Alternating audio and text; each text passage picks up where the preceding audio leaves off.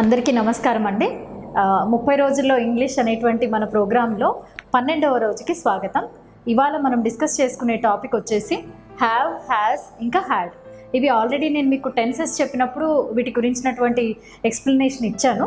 But విడిగా కూడా మళ్ళీ ఒక ఎక్సర్సైజ్ చేద్దాము మనము, అంటే కన్ఫ్యూజన్ అనేటువంటిది లేకుండా. ఎందుకంటే ఇవి మనకి సంభాషణలో చాలా బాగా యూజ్ అయ్యేటువంటి మెయిన్ వర్డ్స్ అన్నమాట. ఓకే, సో ఇక్కడ నేను ఒక టేబుల్ ఇవ్వడం జరిగిందండి. అంటే ఇది కూడా ఏంటి అంటే హ్యావ్ ఎప్పుడు యూజ్ చేయాలి, హ్యాజ్ ఎప్పుడు యూజ్ చేయాలి, హ్యాడ్ ఎప్పుడు యూజ్ చేయాలి అనేటువంటిది.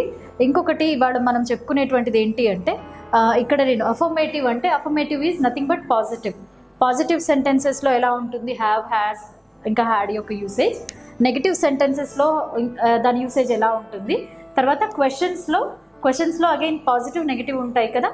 పాజిటివ్లో ఎలా యూజ్ చేస్తాము, నెగిటివ్లో ఎలా యూజ్ చేస్తాం అనేది కొంచెం బ్రీఫ్గా డీటెయిల్స్ తెలుసుకుందాం. ఓకే, సో ఇక్కడ మీరు టేబుల్ గమనించినట్లయితే కనుక ఐ, యూ, వి, దే ఇవి ప్లూరల్ నౌన్స్ అని నేను చెప్పాను కదా. సో వీటిల్లో మనకి హ్యావ్ అనేటువంటిది వస్తుంది. హీ, షీ, ఇట్లో హ్యాజ్ వస్తుంది. ఎప్పుడు పాజిటివ్ సెంటెన్స్ ప్రెజెంట్ టెన్స్లో ఉన్నప్పుడు హ్యావ్, ఐ, యూ, వి, దేకి హ్యావ్, హీ, షీ, ఇట్కి హ్యాజ్. ఓకే, అదే పాజిటివ్ సెంటెన్స్ పాస్ట్ టెన్స్లో ఉన్నప్పుడు రెండిటికి కూడా, అంటే సింగులర్ ఆర్ ప్లూరల్ నౌన్ రెండిటికి కూడా హ్యాడ్ అనేటువంటిది, అంటే I, you, we, they, he, she, it ఏది ఉన్న సబ్జెక్ట్లో మనము హ్యాడ్ అనేటువంటి దాన్ని యూజ్ చేస్తాం పాస్ట్ టెన్స్లో. నెక్స్ట్ నెగిటివ్ సెంటెన్స్లో చూసినట్లయితే ప్రెజెంట్ టెన్స్లో మనం నెగిటివ్ అని చెప్పాం కదా. సో ఇక్కడ don't have, I, you, we, దేకి డోంట్ హ్యావ్, హీ, షీ, ఇట్కి డజంట్ హ్యావ్. అంటే మనము ఇంతకుముందు డూ, డస్, డిడ్ నేను మీకు ఆ చాప్టర్ చెప్పినప్పుడు చెప్పున్నాను ఏమని, ఐ, యూ, వి, దేకి మనము డూ వాడతాము, తర్వాత హీ, షీ, ఇట్కి డస్ వాడతామని. సో సింపుల్గా దానికి నాట్ అనేటువంటిది యాడ్ చేస్తే దాని నెగిటివ్ ఫామ్ అవుతుంది కదా. So that's why I, you, we, దేకి డోంట్, హీ, షీ, ఇట్కి డజంట్. అదే పాస్ట్ టెన్స్లో అయితే కనుక రెండిటికి కూడా డిడ్ నాట్, ఓకే, డింట్. ఇక్కడ నేను షార్ట్ ఫామ్ రాశాను, డింట్ ఇది. ఓకే, నెక్స్ట్ క్వశ్చన్స్లో ప్రెజెంట్ టెన్స్ అయితే కనుక do plus subject plus have ఉంటుంది. తర్వాత అంటే దేనికి ఐ, యూ, వి, దేకి అంటే జనరల్గా డూకి హ్యావ్, సబ్జెక్ట్ ప్లస్ హ్యావ్ ఉంటుంది. ఇక్కడ హీ, షీ, ఇట్కి does plus subject plus have ఉంటుంది. అంటే రెండిట్లో కూడా హ్యావే వస్తుంది అనమాట. నెక్స్ట్ పాస్ట్ టెన్స్లో అయితే కనుక డిడ్ అనేటువంటిది వస్తుంది కామన్గా, అంటే did plus subject plus have. Okay, ఇక్కడ హ్యావ్ అనేటువంటిది కామన్. ఇక్కడ ప్రెజెంట్ టెన్స్లో డూకి కానీ డస్కి కానీ లేదా డిడ్కి కానీ హ్యావ్ అనేటువంటిది మనకి కామన్గా రాస్తాం. అయితే ఇప్పుడు మరి హ్యావ్, హ్యాజ్, హ్యాడ్ వీటిని ఎప్పుడెప్పుడు యూజ్ చేయాలి అనేటువంటిది ఒక చిన్న బ్రీఫ్ ఎక్స్ప్లెనేషన్ మీకు నేను ఇస్తాను. ఇక్కడ హ్యావ్, హ్యాజ్ యొక్క యూసేజ్ చూద్దామండి. ఫస్ట్ హ్యావ్ ఇంకా హ్యాజ్ని మనము అంటే మెయిన్గా ఏ సందర్భాల్లో యూజ్ చేస్తాం అనేది నేను లిస్ట్ అవుట్ చేశాను. ఇక్కడ హ్యావ్ అనేటువంటివి మనం మెయిన్గా ఓనర్షిప్ తెలియజేయడానికి యూజ్ చేస్తాం. అంటే ఓనర్షిప్ అంటే ఇది నాది, అంటే నేను దీనికి యజమాని అని చెప్పడానికి. Say for example I have a car, అంటే నాకు ఒక కారు ఉంది. Okay, I have a car or he has a car. Okay, అంటే ఇక్కడ ఓనర్షిప్ తెలియజేయడానికి మనము బేసిక్గా యూజ్ చేస్తాం. నెక్స్ట్ ఫీచర్ అంటే ఫీచర్ ఆర్ క్వాలిటీ, అంటే లక్షణాన్ని లేదా క్వాలిటీని తెలియజేయడానికి యూజ్ చేస్తాం. ఎగ్జాంపుల్ చూడండి, she has a long and silky hair or she has a long silky hair.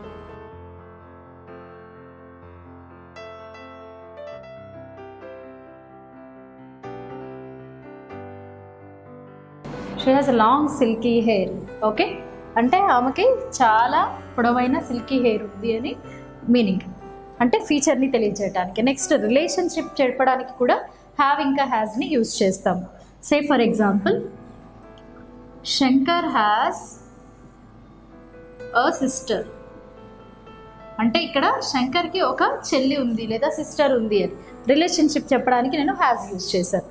Next experiences అంటే మన అనుభవాలు చెప్పడానికి కూడా మనము హ్యావ్ని యూజ్ చేస్తాం అన్నమాట. సో అది ఎప్పుడు ఎగ్జాంపుల్ చూడండి, ఏదైనా పార్టీ అవుతుంది అనుకోండి, లేదా సెలబ్రేషన్ అవుతుంది. So that time we wish somebody కదా, అంటే హ్యావ్ అ గ్రేట్ టైం అంటాం కదా, ఎంజాయ్ చేయండి అనడానికి. So like that.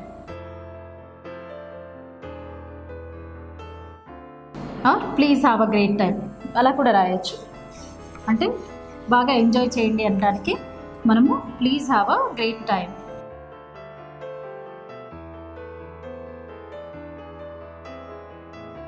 Okay, so experience. Next illness చెప్పడానికి కూడా మనము ఇది యూజ్ చేస్తాం. దీనికి ఎగ్జాంపుల్ చూడండి.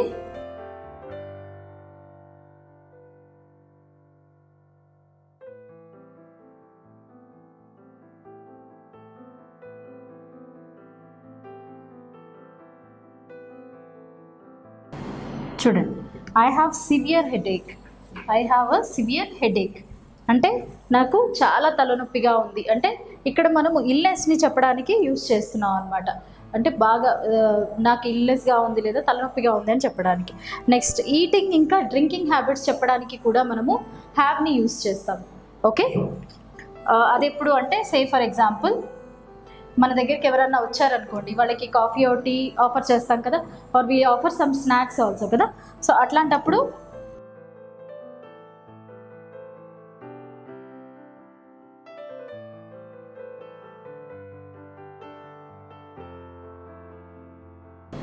చూడండి, please have some coffee or please have some biscuits.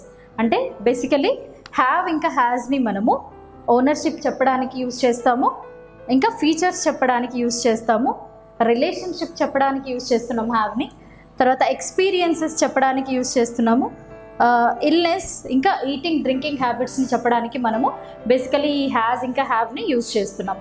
అయితే కొన్ని సందర్భాల్లో మనము హ్యావింగ్ అని వాడుతూ ఉంటారు జనరల్గా. అంటే హ్యావింగ్ అనేటువంటిది ఎప్పుడు పడితే అప్పుడు వాడకూడదు అనమాట, ఎందుకంటే అది రాంగ్ మీనింగ్ని ఇస్తుంది.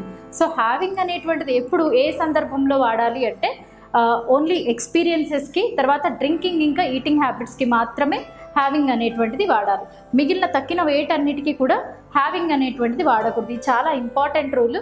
ఎందుకంటే బేసికలీ తెలియకుండానే మనము అన్నిటికీ హ్యావింగ్ అనేటువంటిది I'm having a car, I'm having a house అలా అంటే తప్పుగా మాట్లాడుతూ ఉంటారు కదా.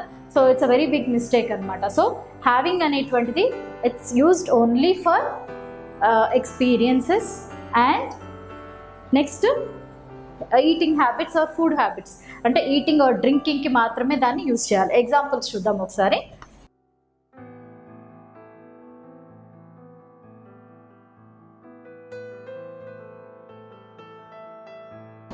ఎక్స్పీరియన్సెస్కి అన్నాం కదా, ఇందాక మనం ఒకరిని పార్టీకి ఇన్వైట్ చేసాము, ఎంజాయ్ చేయండి అని చెప్పామని ఒక ఎగ్జాంపుల్ చెప్పుకుందాం. సేమ్ ఎగ్జాంపుల్ కంటిన్యూ చేద్దాము. సో ఒకవేళ నేనే కనుక ఆ పార్టీలో ఉన్నట్లయితే I'm having a great time.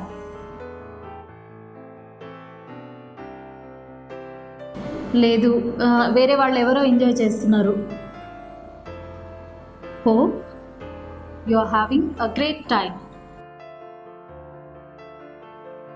అంటే మీరు బాగా ఎంజాయ్ చేస్తున్నారని నమ్ముతున్నాను. అంటే ఓన్లీ ఎక్స్పీరియన్సెస్కి హ్యావింగ్ అనేటువంటి దాన్ని యూజ్ చేయాలి. నెక్స్ట్ ఈటింగ్ ఇంకా డ్రింకింగ్ హ్యాబిట్స్ అని చెప్పాం కదా. సో దానికి వచ్చేసినట్లయితే ఎగ్జాంపుల్ చూడండి.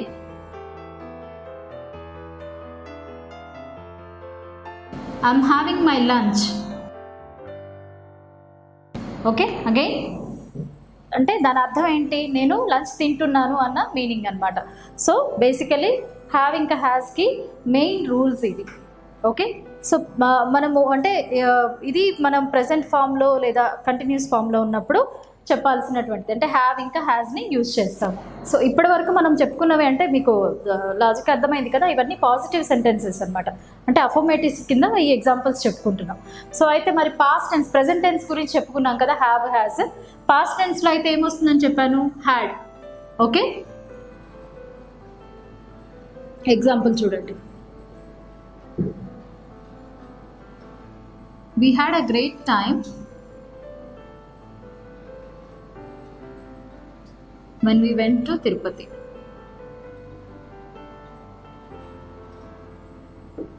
Okay? Example ingokati.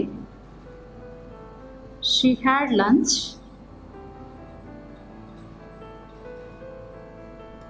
She had lunch with us yesterday. Okay, అంటే సింపుల్గా పాస్ట్ టెన్స్లో అంటే ఇవన్నీ పాజిటివ్ సెంటెన్సెస్ పాస్ట్ టెన్స్ అనమాట. సో హ్యాడ్ అనేటువంటిది మనకి వస్తుంది, జరిగిపోయిన దాని గురించి చెప్తున్నాయి కదా. ఓకే, నెక్స్ట్ మనం ఇప్పుడు నెగటివ్స్ గురించి చూద్దాము. మరి నెగటివ్స్లో చూసినట్లయితే ఫస్ట్ ఫామ్ రాసుకుందాము నెగటివ్కి.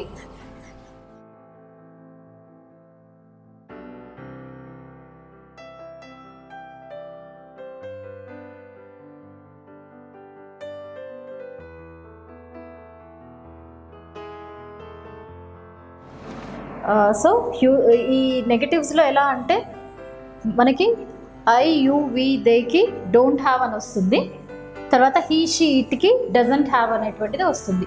ఓకే, ఎగ్జాంపుల్ చూడండి. ఫస్ట్ పాజిటివ్ సెంటెన్స్ రాద్దాము. ఇందాక తీసుకున్న ఎగ్జాంపులే చూద్దాము. She has a long silky hair. దీనికి ఇది పాజిటివ్ సెంటెన్స్. నెగటివ్ తీసుకున్నాం అనుకోండి, she doesn't have long silky hair. Okay, ఇక్కడ మీరు ఈ హ్యాజ్ అనేటువంటి దాని బదులుగా డజంట్ హ్యావ్ అనేటువంటిది వచ్చింది మనకి ఇక్కడ నెగటివ్ సెంటెన్స్లో. డజంట్ ఎందుకు వచ్చింది? షీ కదా, అంటే ఈ షీ ఇట్ వచ్చినప్పుడు డజంట్ కదా. సో కాబట్టి సింపుల్గా మనము ఇక్కడ డస్ నాట్ హ్యావ్ అనేటువంటిది యాడ్ చేయాలి. ఓకే, ఇంకొక ఎగ్జాంపుల్ ఐకి చూద్దాము. I or యూకి.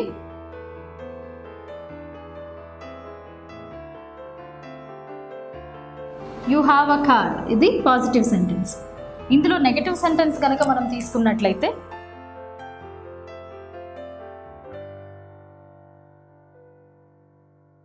you have a car is a positive sentence, you don't have a car is a negative sentence. Okay, అదే పాస్ట్ టెన్స్లో అయితే కనుక రెండిటికి కూడా did not have అంటే రెండిటికి డిడ్ కదా పాస్ట్ టెన్స్. సో సింపుల్గా ఇక్కడ డిడ్ నాట్, కానీ ఇక్కడ అంటే మనము పాస్ట్ టెన్స్ రాసుకునేటప్పుడు అంటే ఒకప్పుడు ఉండేది అనేది మీనింగ్తో రాయాలి కదా. సో దానికి ఎగ్జాంపుల్స్ కూడా చూద్దాము. ఇప్పుడు నెగటివ్కి మనము డిడ్ నాట్ అంటే పాస్ట్ చూద్దామండి.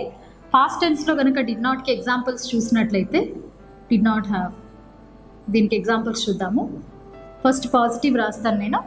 సింపుల్గా హ్యాడ్ అనేటువంటి దానికి అది తీసేసి దాని ప్లేస్లో మనము డిడ్ నాట్ హ్యావ్ అనేటువంటి దాన్ని యాడ్ చేయడం వల్ల నెగటివ్ ఫామ్లో ఉన్నటువంటి పాస్ట్ అంటే పాస్ట్ టెన్స్లో నెగటివ్ సెంటెన్స్ అనేటువంటిది ఫామ్ అవుతుంది అనమాట. అంటే డిడ్ నాట్ అనేటువంటిది కామన్గా యూజ్ చేయాలి మనం. ఓకే, సో నెక్స్ట్ అంటే ఇప్పుడు ఇది ఓకే అంటే పాజిటివ్స్ చెప్పుకున్నాం, నెగటివ్స్ చెప్పుకున్నాము. మరి క్వశ్చన్స్ ఫ్రేమ్ చేయడం అని చెప్పుకున్నాం కదా. క్వశ్చన్స్ ఫ్రేమ్ చేయడం చూసుకున్నట్లయితే మళ్ళీ ఇందులో కూడా అంటే చూడండి, పాజిటివ్ క్వశ్చన్స్ ఉంటాయి, నెగటివ్ క్వశ్చన్స్ ఉంటాయి. అవి కూడా జస్ట్ బ్రీఫ్ చేస్తాను నేను. ఫస్ట్ ఫామ్ రాసుకుందాము, క్వశ్చన్స్ ఎలా ఫామ్ అవుతాయి అనేది.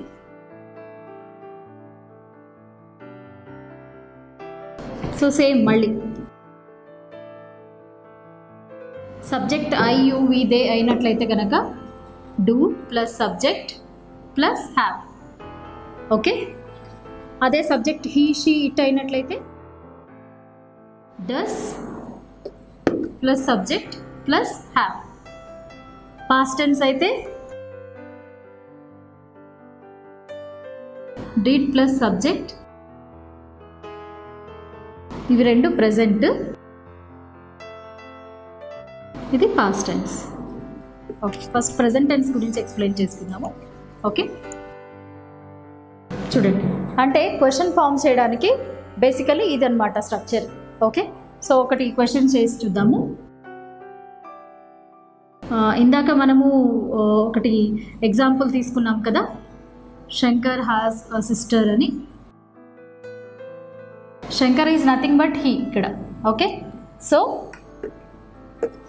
దానికి ఏమవుతుంది క్వశ్చన్ ఎప్పుడైనా గుర్తుపెట్టుకోండి, క్వశ్చన్స్లో ఈ డూ కానీ డస్ కానీ సెంటెన్స్కి ముందు అంటే క్వశ్చన్కి ముందే వస్తాయి అన్నమాట. So does Shankar have a sister. Okay, అలాగే ఇంకొక స్ట్రక్చర్ చూద్దాం, ఇంకొకటి ఎగ్జాంపుల్ చూద్దాము.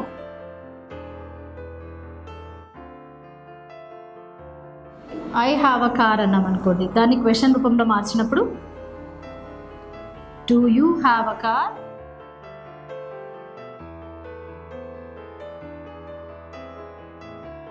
చాలా సింపుల్ అనమాట. అంటే మనం గుర్తుపెట్టుకోవాల్సింది ఇక్కడ ఏంటి అంటే జస్ట్ ఈ స్ట్రక్చర్స్ గుర్తుపెట్టుకోవాలన్నమాట.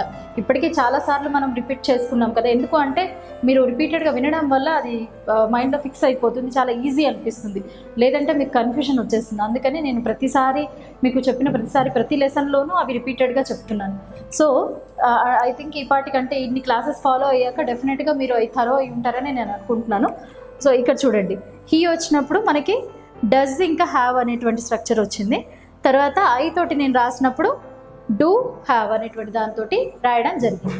ఓకే, మరి ఇందులో పాస్ట్ టెన్స్ అనేటువంటిది చూద్దాం. పాస్ట్ టెన్స్ అప్పుడు ఏం లేదు, డిడ్ నాట్ అనేటువంటిది వస్తుంది, ఇంకా హ్యావ్ అనే వస్తుంది అనమాట. ఓకే, ఇక్కడ పాస్ట్ టెన్స్లోకి ఎలా క్వశ్చన్ కన్వర్ట్ చేయాలో చూడండి. Example, they had called me last month. Okay, దీన్ని క్వశ్చన్ లాగా రాసేటప్పుడు మనము did they have called you last month? Did they have called you last month అంటే పాస్ట్ ఫామ్లోకి వచ్చేసరికి మనకి ఇక్కడ డిడ్ అనేటువంటిది ఒకటే యాడ్ అవుతుంది, did plus subject plus have అనేటువంటిది వస్తుంది. సో బేసికలీ అంటే ఇవి ఈ హ్యాజ్, హ్యావ్ ఇంకా హ్యాడ్ యొక్క 3 యూజెస్ అంటే యూసేజెస్ అనమాట. సో ఇవి మనకి అంటే ఇప్పుడు దాకా నేను చెప్పినటువంటి ఎగ్జాంపుల్స్ కానీ ఇవి ఇంకా కొన్ని ఎగ్జాంపుల్స్ రాయడానికి మీరు ట్రై చేయండి. అంటే బేసిక్గా మనం యూజ్ చేసే సెంటెన్సెస్ తోటి డెఫినెట్గా మీకు లాంగ్వేజ్ పైన కొంచెం పట్టు అనేది వస్తుంది.